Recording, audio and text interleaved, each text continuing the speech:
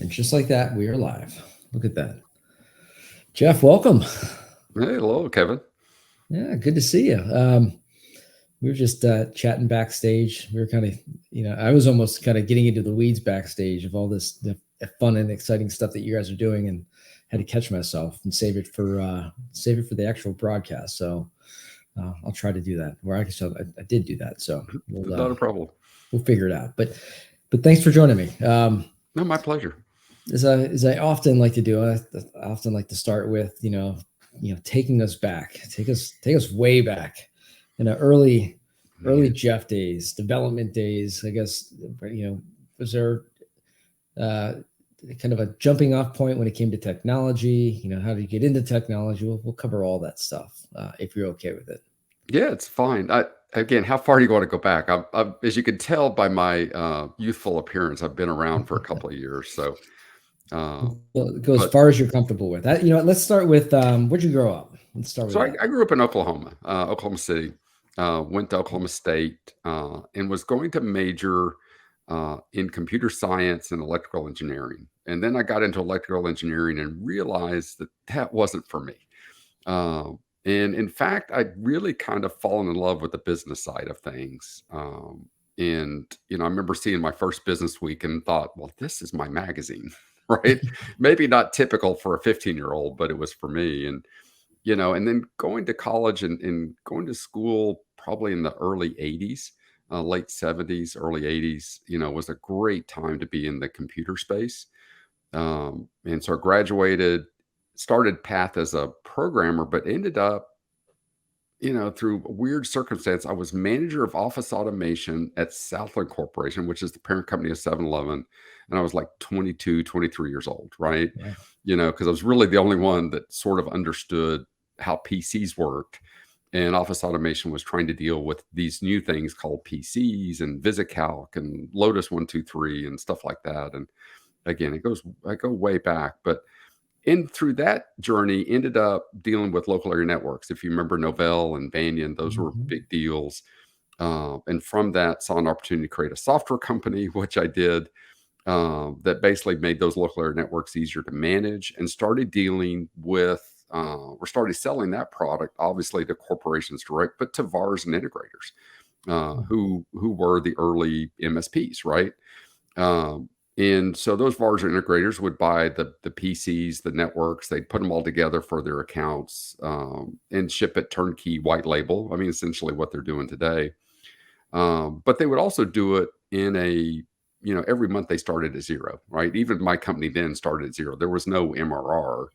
You sold your product and you started next month at zero. And we grew that company, started that in a garage, and I went to IPO in 94, and then sold that to McAfee in 95. So, and we're doing probably 20 plus million in revenue, but again, 20 plus million in revenue annually, with each month starting at zero effectively. Right. So, you talk about, things that keep you up at night. That would be one of the things that keep you up at night, right? Is filling that $2 million plus pipeline every month.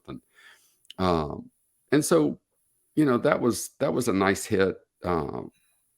Fast forward, again, I wasn't necessarily, didn't have to work for a period of time, but found myself back helping some friends with their MSPs probably 7-8 years ago.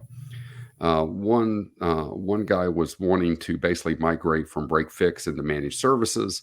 The other one had a large CSP component, dealing with a lot of Microsoft licenses, and wanted to go to the MSP model. And, both of those were dealing with large numbers of clients. And I think, going back to kind of the early history of stuff and thinking about it, it's like, there's got to be a better way to deal with client scalability. And so that led me to CloudRadial today. But, in between there, I've done .com marketing. I've done neighborhood news. I mean, I've done these variety of technical things that are just really kind of the journey of technology, right? I mean, getting into the cloud, getting into digital marketing, digital advertising, really digital productivity. It's been a fascinating journey over these last 30, 40 years, watching everything grow up and become what it is today. You often talk about themes, kind of common currents amongst CEOs or founders. It sounds like, would you describe that you've had the ability to reinvent yourself a couple times along the way? Oh, definitely. I reinvent myself every month, basically. I think anytime you're dealing with a successful company, again, at the first company I started writing the code, right? That was my first, I wrote the first piece of code, grew that company to 150 people, led the IPO tour, negotiated the sale. It's not the same person that does all of that, right? You have to reinvent and change as you go along the way. And, fortunately was able to acquire the team to help me grow and acquire really good, solid advice and mentors in that period of time. And then fast forward to today. Again, same thing. I wrote the first code here at CloudRadial, but now growing beyond that, we're at 25 people today and growing quickly. And so I don't get to write code as much as I like. In fact, I get to write no code these days. But again, it's just a constant reinvention, because again, if you're the CEO, you're the only person in the company that has the ability to be pushed up in the organization. And one of the things you find in typical companies is it's hard to find people fast enough with the skill. So if you're rapidly growing, you hire somebody today because they're great people. And then a year down the road, if you're especially at 100% growth, they don't have the skills that's required at that next level. And that's the CEO too, right? So it's important that the CEO recognize that their skills are always out of step, and they need good people. They need to be forward thinking, and they need to be positioning themselves to rise above it all, to build the team that basically did what they did in the first day, right?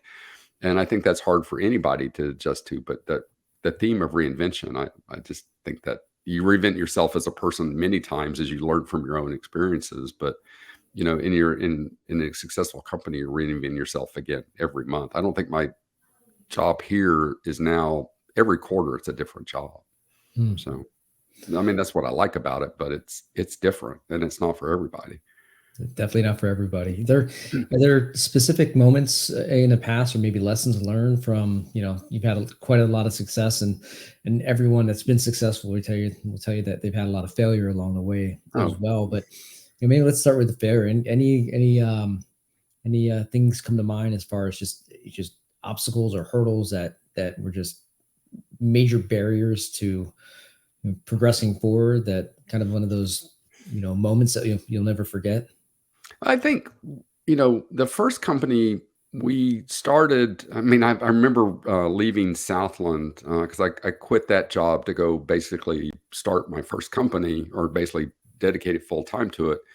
But as I left the vice president's office where I just resigned and walked out, on the radio was, the 1987 market meltdown, right? And it turns out meltdowns are great times to start businesses, because everything is at its low point. And if it's going to come out of it, you're going to be caught in those upwinds, right? And so you actually kind of want to start your company in a downturn is actually better. Seems odd, but it does seem to work out better. And so that rise over the next 8 years, again, the economy was continuing to rebound. Everything was working well. And it just seemed easy. And then I had a company in the .com era that was focused on digital marketing, and everything seemed easy at first, and then it came crashing down. And I don't think that was a big, emotionally and financially, draining experience. And I don't think I understood how to fail at that point. I didn't understand. I took it very personally. Not really given fact to the basically the market conditions. Again, we had the not only the market meltdown in March, but we had 9/11 in September. You're just not going to fight against those trends. The company had good technology, it had the right kind of the right approach. It just didn't have the financial backing to weather those two big events. And so I think for me, the failure stuff, because again, the first company just naturally grew. I think the failure hit me harder and personally because I took it like I could control that, and you really Mhm. can't.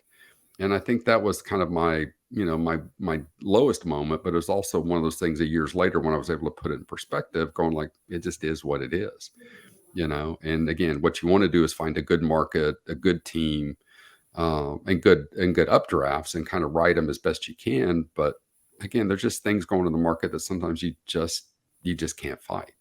And again, I mean, there's things you can do to prevent it or things you can mitigate it, but sometimes it just is overwhelming, and that's what it is. So Yeah, but it's, I think one of the benefits of having been around for a while, I shaved, so you can't see all the gray hair.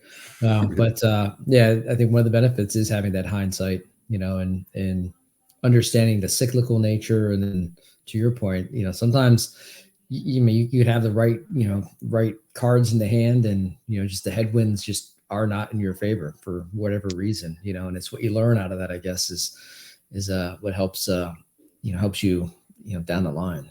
it's funny when after selling that first company to McAfee, it was a great. I just felt exciting and free, and it was like 30 something, and didn't have to work ever again.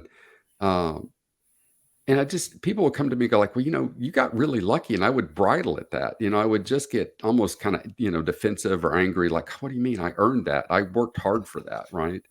And Yeah. then you realize years later, there's a big element of luck to this. And again, you need a component of that to basically get the big headwinds, and to get maybe a bigger exit. But sometimes you need luck just to even survive day to day, right? And I think again, entrepreneurs feel empowered generally to go do whatever.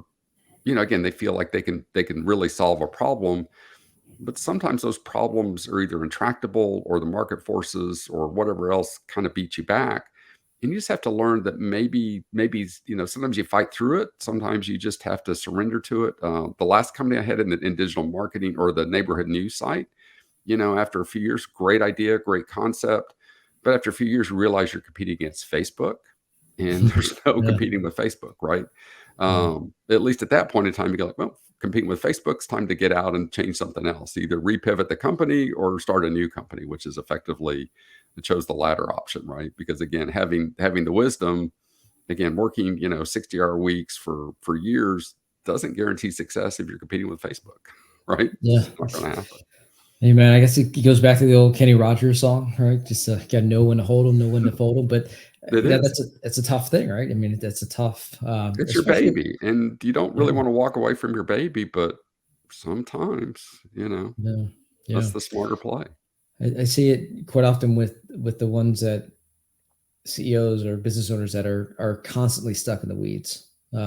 It's hard to pull your head up sometimes and Mhm. think strategically and look at macroeconomics. And yeah, I think even sometimes when you have that opportunity to do that, it's hard to really gauge it. And sometimes it takes outside mentors or others that have been down that path to kind of nudge you in the right direction. So it's we spend I think we spend a couple hours maybe going through some psychological or psychology Yeah. behind some of this stuff. But so you've done exceptionally well, I guess, over the years. You've had the opportunity to reinvent yourself and kind of jump back to the MSP space, and then lo and behold, you have this thing called CloudRadial. So what was the idea behind this? What was the problem that you were trying to solve? Yeah, I want to go back to address one thing that you Mhm. brought up, and the way I've approached it, and this is gonna seem a little strange, but I've always approached it with a little schizophrenia, in the sense that,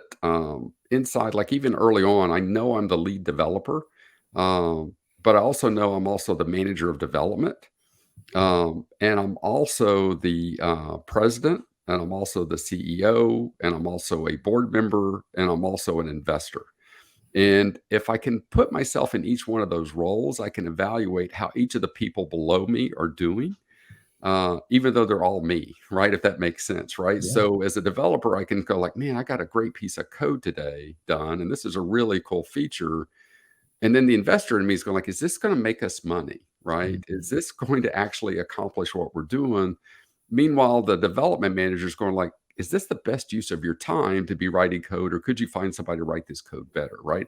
And if you approach that, especially in these early days when you're, a 1, 2, 3 person firm, I think there's if you can approach it with that dose of schizophrenia where you're just peeling all of those different hats, I do think that helps you take the perspective and take the personality out of it, right? Because again, sometimes you do get so lost in the weeds, you can't see, that you're doing something that's not going to have an investor return, right? Yeah. So, but yeah, go ahead. Let's say it's like you're in my head. But no, you're absolutely right. But I think that perspective comes with experience, right? 'Cause, I mean, You have to get there, yeah, and you have to be totally. I think the most successful entrepreneurs are also the most self-aware and objective, yeah, right? They know where their strengths are, they know where their weaknesses are, and they play to those things, but they also mitigate their weaknesses too. I'm not the best in sales, and so I've always surrounded myself with good salespeople, to help me mitigate my what I perceive as a weakness. Right? I'm not a good developer. I can get stuff started, but I'm not a good developer. So I always try to like find people that are better. And I think ultimately, as long as you're CEO and finding people better than you, mhm, and looking at it from that kind of schizophrenia way, like even CEO, like why am I the CEO here as opposed to somebody else? Right? I mean, as a board member, I need to ask myself that. And then as an investor, I need to ask myself that. Right? So why is it me in this role as opposed to somebody else? And those are things that, I try to ask myself on a regular basis and try to measure up to. So I'm always holding myself accountable, which, again, there's probably a psychiatric, screening in my future, but it's just the way I right. look at it. So, Uh, so, Understood. so Yeah. with So oh, yeah, let's hear it. Yeah, take so us with through the CloudRadial, idea. it was interesting because again, having worked with these two companies, and then basically everything in the market, and again, this goes to kind of what you're building here is typically now it's become very vendor driven. I mean, it always has been, because again, even 40 years ago, it was Microsoft, it was Novell, it was Banyan that was driving things. There's McAfee, with the AV Mhm, stuff. And so it's always been a very vendor focused environment because that's what MSPs do. They take technology, they take the best assortment of vendors, and they put together the best combination of things, whether that be a workstation, a piece of software, servers, printers, whatever, and they put it together for the benefit of their clients. So it's always been it's like you shop for the clients themselves, right? And mhm, you put together the best approach. And and so looking at cloud, looking at the industry when I got back into it, because again, I was pretty blown away by the MRR model. It's like, this is brilliant, right? This is awesome. Um, and but you look at it and then you think, well, okay, so now I need to go to market and take all these tools and communicate this. Because again, at the end of the day, and we just did a webinar yesterday on the QBR and how you really need to kill it because it's long past its prime. Because everything that's typically covered in the QBRs, everything that you see at trade shows as an MSP, your clients just don't care about. I mean, they mhm, just, again, um, I mean, and I have to say, even, the security tools, everything that dominates the conversations of MSPs on a daily basis, the clients just assume it's going to work. Right. I mhm. mean, you don't bring on a client and go like, man, I hope I keep you secure. I really, you know, God, I don't know why you hired us because, we can't ensure security, but we can work really hard towards it. And, they just assume it's going to work. Just the same that you assume that your CPA is going to add the numbers correctly, or they're going to file your taxes on time, or the bank is going to basically have your money available to you when you expect it. And there's some issues with that, Right. but generally, people only care about the stuff they care about, and what keeps the business owners of the MSPs up, or the business owners that the MSP serve, is not anything that keeps the MSP up at night. And seeing that disconnect out there, because again, you get out there and you see all these technologies, you want to go out and say, look, we've got Sophos or we've got Sentinel One, and clients don't care, right? Yeah. And I think one of the things in trying to solve these large numbers of clients for these first companies is like, how do we do this? How do we basically break, the link between vendors and solutions? I'm trying to do a QBR with our clients, but all I really have to show them is at that time, maybe an RMM report, which is not really that client friendly. And you show it to the clients, they go like, I don't understand what you just showed me. It's like, well, I don't really understand what I just showed you either, but it's all I've got to show you. Right. And it's not really it's not really the best approach. And so rethinking that and rethinking how to scale that client relationship became kind of I saw as an opportunity, right? And that's where, the first lines of code got written. That's where the first approach got written. And I remember showing it to the first set of MSPs, and everybody was like, "What is this? I don't know what this is." Right? What do you mean putting something in front of clients? We have a ticketing portal. It's like, why would you want to do something else? And it's like, well, do you really want to be known for ticketing? I mean, it's not, again, if you're trying to become the VCIO and trying to go on this, look, we're going to be your strategic partner. We're going to help you deal with all these technology challenges. Oh, by the way, we have a ticketing portal. So when you have a problem, call us. I mean, it almost devalues the whole relationship with the MSP, because it makes it very transactional and it makes it very commodity. Yeah. Right. So I have a problem logging in. This guy solved it. He's costing me $200 a seat. This other guy, I have a problem logging in. He can fix it for $150 a seat. I'll go with the $150 a seat guy. Right. Tickets are the worst way to show value to clients. Right. And, again, when we showed CloudRadial, that was a metric, right? We had early clients go like, I don't want less tickets. I want more tickets, because that's how I show value to my clients. Like, okay, Yeah. that's, I don't know that your clients are going to see it that way, right? So it's just been interesting going in and again, with CloudRadial, changing the perceptions of the way things are, because they're habitually the way they are, but they don't have to stay that way. So I'm at a trade show, right? I walk up and I see the booth, and what's the quick pitch? What are the salient points, things I need to remember? The best thing about CloudRadial is basically we are everything client, right? So we're going to bring all of your client touch points into a single pane of glass.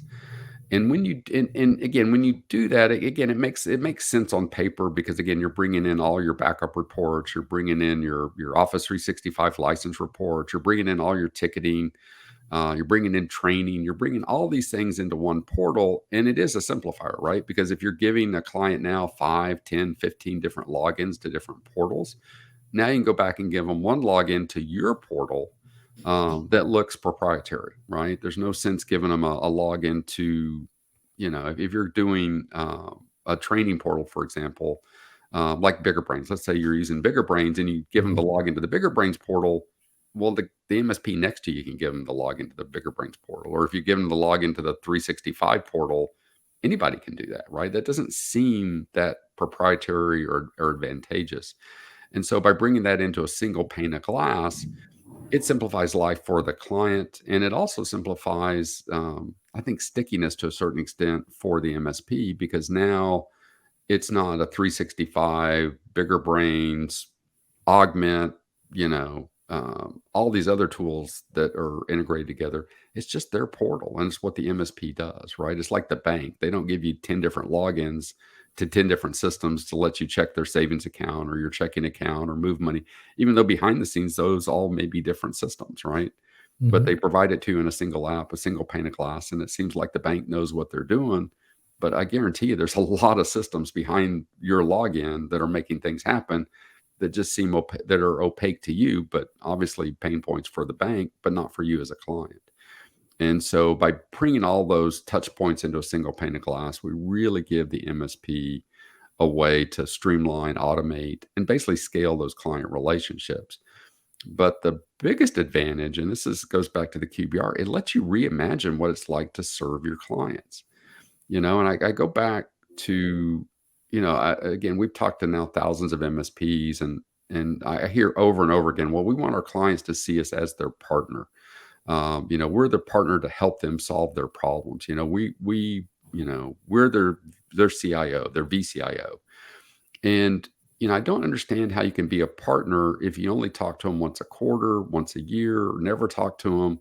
There's a lot of, you know, QBR type tools out in the market now that basically train their clients on which clients to give QBRs to, because you want to, again, if you're going to go to all the time to print and prepare and do the PowerPoint, you really want to just focus on the larger ones. Well, if if the smaller ones are paying you $500, $2,000 a month, that may not be your largest client, but I guarantee you that's their largest IT expense, right? Mhm.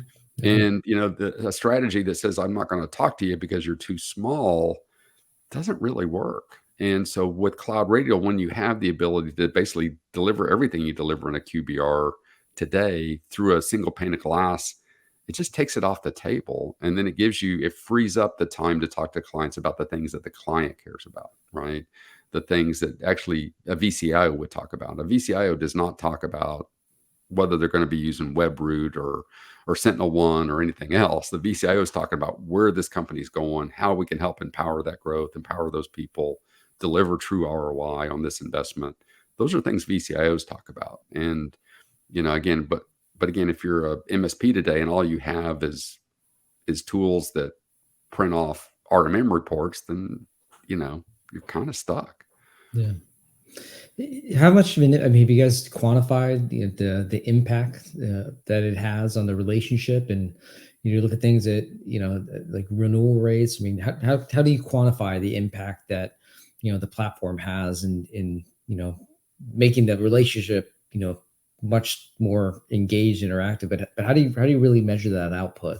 We need to do the actual hard stats. I mean, we haven't conducted the formal studies yet, so that's on Mhm. the to be done list. So what we Mhm. have is anecdotal. Mhm. But it's really interesting because the ones that have really embraced CloudRadial and used, the kind of the breadth of features in it, they swear by it, right? And I get hugs at trade shows.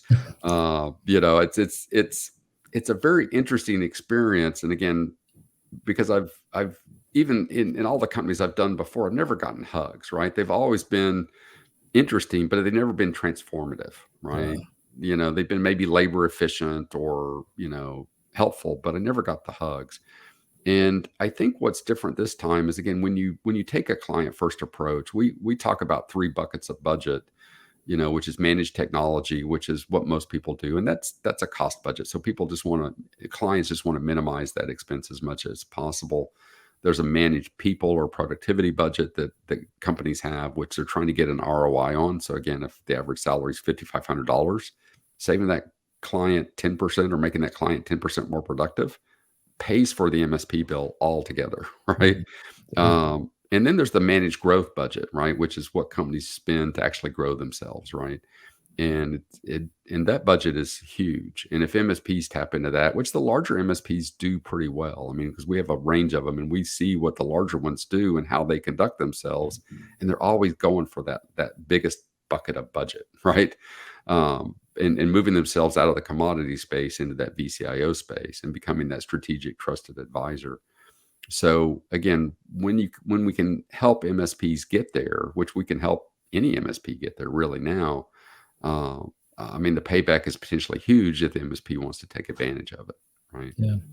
It's interesting that if you look and you talked about kind of the evolution, some of the evolution of technology, and specifically as it relates to the MSP or like managed services space, it's that you had these kind of disparate tools. You had the RMM, and then you had PSA for ticketing. You could show how many tickets you opened and closed and SLAs and all that stuff. And then got into security, which became more sticky and sexy.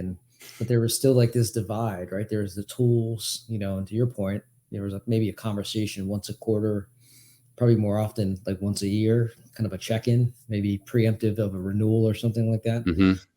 But now you're pushing it down into this almost like proactive, it's more than just a collaborative tool, right? You're bringing down into the business, where in the past it's been, it's these tools. Occasionally we'll send you a nice, pretty report with our logo on it.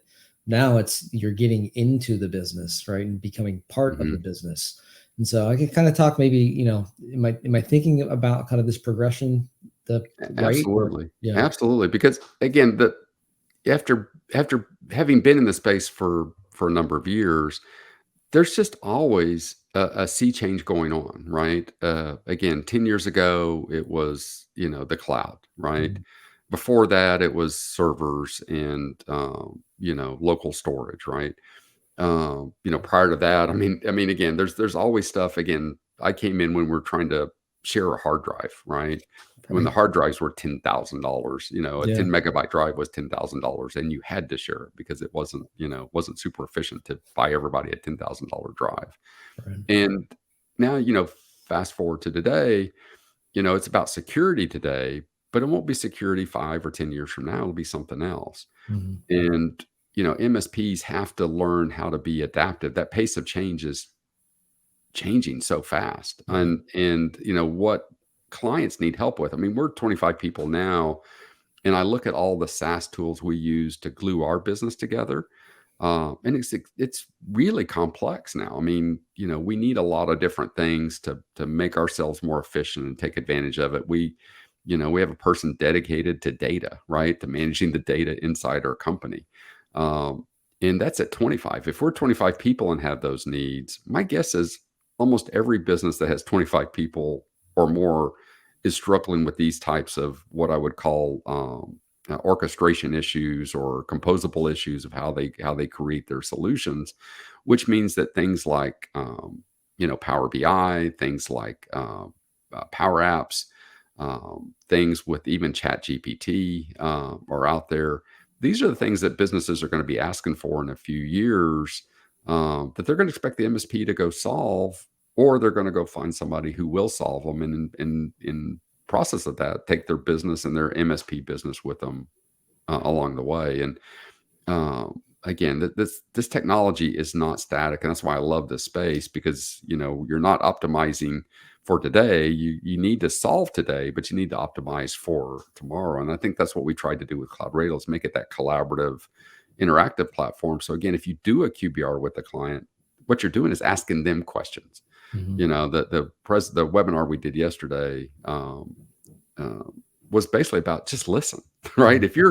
If you do a PowerPoint to go to a QBR, things are already off the rails, right? I mean, if you can't put it in Cloud Radial and make it real time accessible, I mean, think about the last time you went to a banker, to talk about a loan. He goes, well, before we talk about the loan, let me do a PowerPoint and show you how your account does and how you made 3% on your savings account. You don't care about that, right? Mhm. You need to be in there in that QBR, listening, observing, getting smarter, not talking about renewals, right? Because again, if you only see them 3 months, you don't have a way to scale client relationships. They're always at risk of leaving, right? If the bank never told you how much money you had, you would be looking for another bank, right? But if all that stuff's online and available, you don't even care about it because you trust that you can get to that information whenever you want. Mhm. And having all that information available in a client portal just means you don't have to talk about it. Means you don't have Mhm. to talk about ticket volume or any of that stuff, because the client can see it for themselves if they're worried about it. Yeah. Which means you can ask them the questions you need to ask them to figure out where that business is headed and how you go solve those problems. I think you kind of pulled a touch on a thread there, and I think that's why I think equally, again, we were talking before we went on air, just how bullish I am on what you guys are doing in your space. Um, but it becomes transformative, right? I mean, today you're Mhm. solving the technical challenges and bringing all the bringing in and creating kind of nice visuals and kind of this interactive manner. But tomorrow, I mean, and I'm maybe projecting roadmap for you or whatever, but tomorrow there's so many other operational or business Mhm. intelligence tools, just ways that you become even more ingrained into the customer in the customer's environment. And so it's not just about managing the IT, and maybe in a couple of years from now, it's managing their data downstream. I don't know. Maybe Mhm. touch on some of the future things you guys are thinking about in that regard. Yeah, so it's fascinating because again, what we've done so far is we've basically tried to tie together as many things as possible. But also what we're trying to tie together now, whereas before we're focused a lot on things like backup and devices and things like that. Going forward, we're trying to focus more on automations, and basically stripping out, if we're the portal in front of the client, then if the client can do it for themselves, then they don't need a technical person to go do it for them, right? And so, we're working to both deliver more automation features inside of our product. We're going to be integrating with more automation tools and AI-based tools to help, again, maybe solve the problem before it even gets to the technician or the service department. And then we're also working to basically kind of open up the reporting side. So again, MSPs can put more data into the portal from other sources beyond just the things that we integrate with, right? I mean, we've got the report archive now, which is nice, but there's still lots of different ways to go do that. And I really think, again, the automations, the streamlining, maybe working directly with RMMs to basically, if you need a piece of software, maybe we can just invoke the RMM directly and not have to have a technician go do that. If you need an Office 365 license, through us or one of our automation partners, we can just do that for you, right?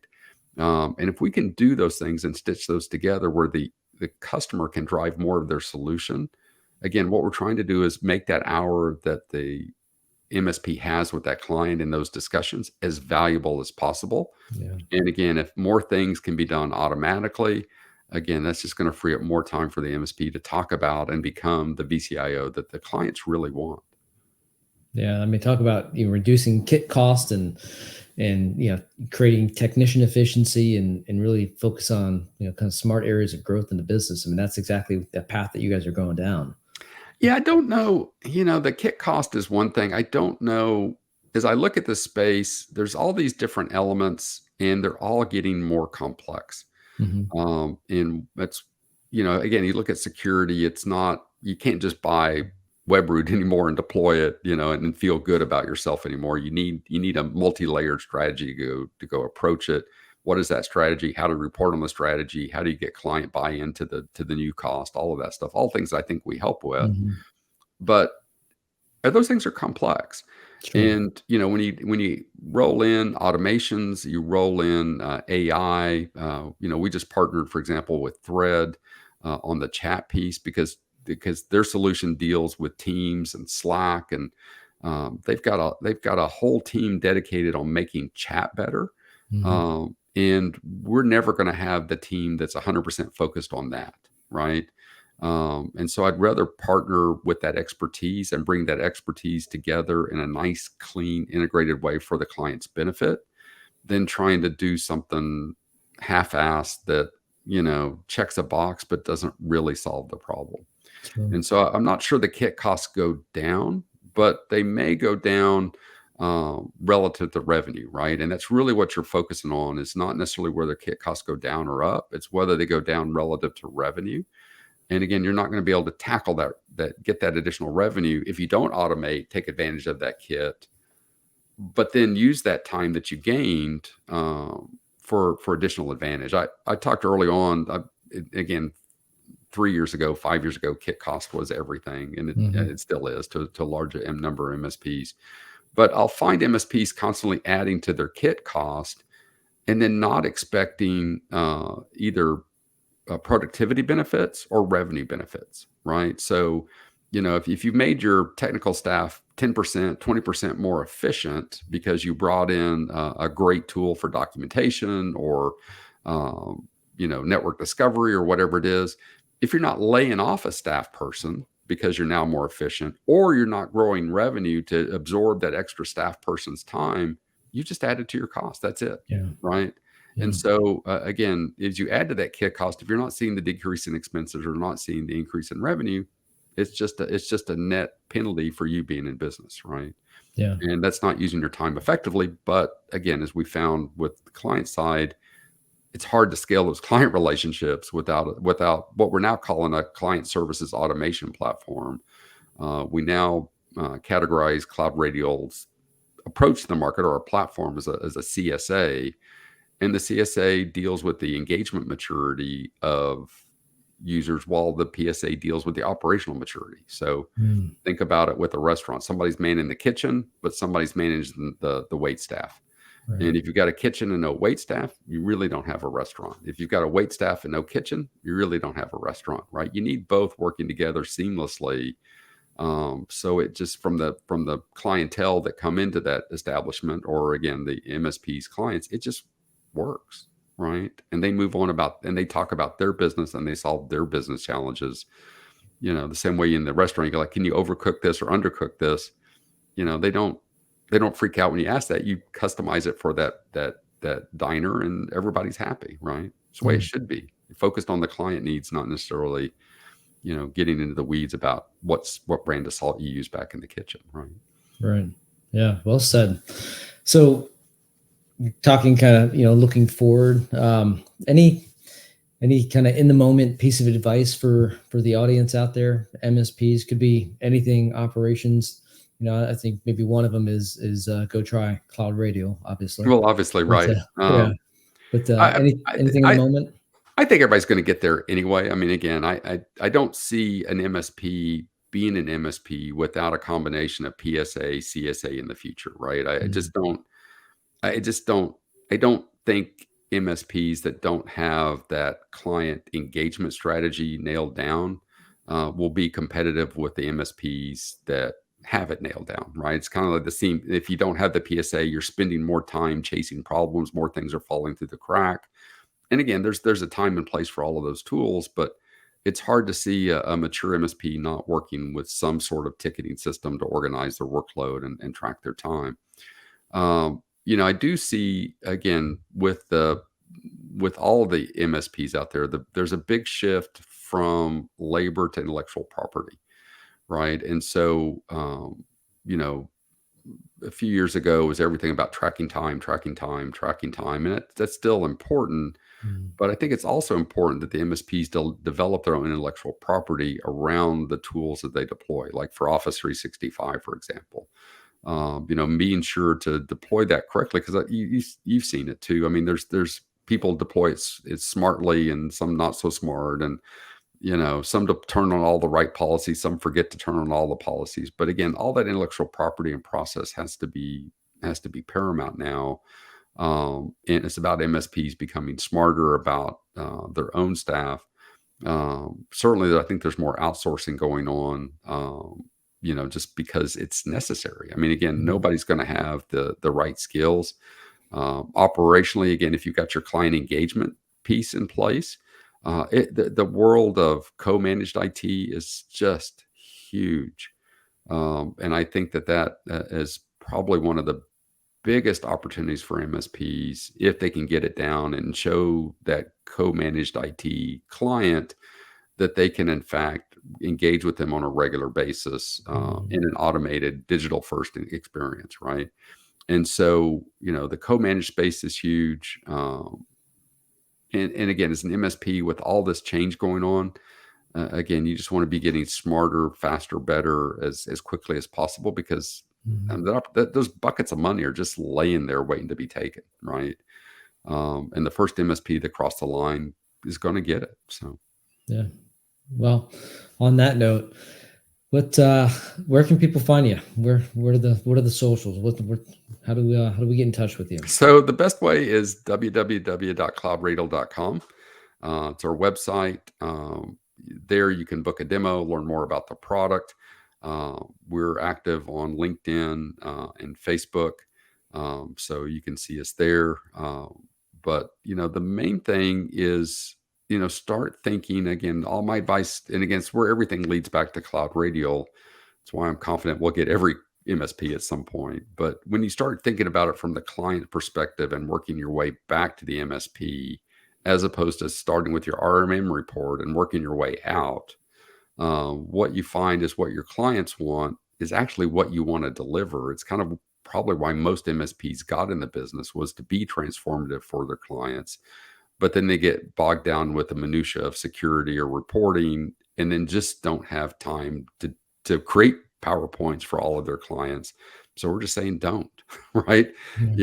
Again, talk to the clients, but you don't necessarily need to prepare for it. You need to go listen. And that means those QBR meetings, those business review meetings, really aren't about an MSP review of their business. It's about a review of your client's business, right? And I think that somewhere along the way that got lost in the QBR process. But again, when you take this concept back, that changes the way you want to do your website. It's the way you attract new clients.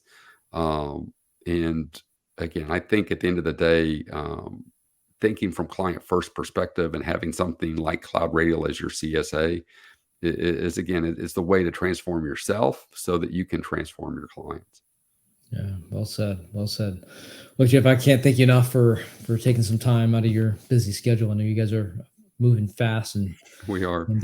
doing some great things over there. So thanks for jumping on, and we'll make sure we have links to the group and the socials, and Ken, thank you very much for jumping on. Hey, Kevin, thanks very much. I appreciate being here. Sure. Take care.